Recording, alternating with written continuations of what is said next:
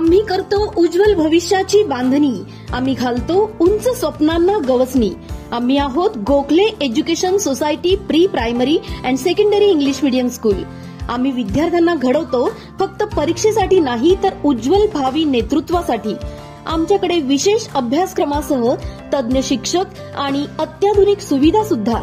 तर आपल्या पाल्याच्या उज्ज्वल भविष्यासाठी आजच संपर्क साधा Gokhale education society pre primary and secondary English medium school, Jopur road, Pimpalgaon, Baswant.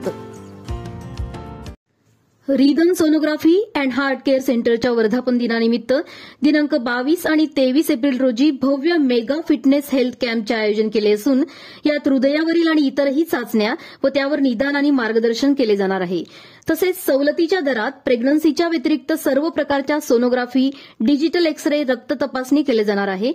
गरजू रुग्णांनी या शिबिराचा लाभ घ्यावा असे आवाहन rhythm sonography and heart care सेंटरच्या वतीने करण्यात आले आहे. जेवण करणं पडलं महागात, घशात अडकली पिन. प्रकरण पोलीस ठाण्यापर्यंत, मात्र उपचाराचा खर्च करणार असल्याने प्रकरण मिटलं.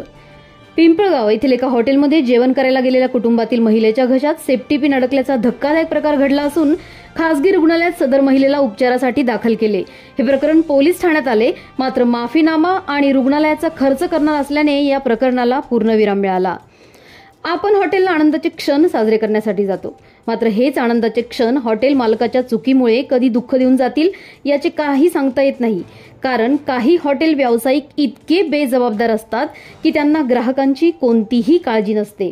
आतापर्यंत अनेक प्रकार असे झाले आहेत की जेवणात अळी, पाल, किडे असे प्रकार घडल्याच्या बातम्या आपण माध्यमावर नेहमी बघतो.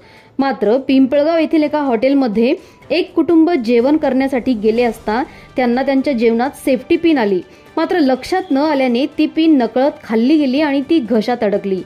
जेवण केल्यावर घसा दुखू लागल्याने सदर कुटुंबाने पिंपळगाव येथील खासगी रुग्णालयात एक्स-रे काढून बघितला असता घशात त्यांना सेफ्टी पिन अडकल्याची दिसली. तेव्हा त्यांनी तात्काळ पिंपळगाव पोलीस ठाणे गाठून सदर हॉटेल व्यावसायिक विरोधात तक्रार दाखल करण्याचा आग्रह धरला. मात्र हॉटेल व्यावसायिक त्या ठिकाणी आला, उपचाराचा सर्व खर्च करतो, तक्रार नका करू म्हणून सदर प्रकरणावर पडदा पडला. मात्र हॉटेलमध्ये जाणे सदर कुटुंबाला चांगलेच महागात पडले आहे. ऑपरेशनचा खर्च जरी हॉटेल मालक करत असेल तर दुखापत मात्र आपल्यालाच होणार आहे ना. त्यामुळे हॉटेलमध्ये जेवण करत असताना काळजी घेणे गरजेचे आहे.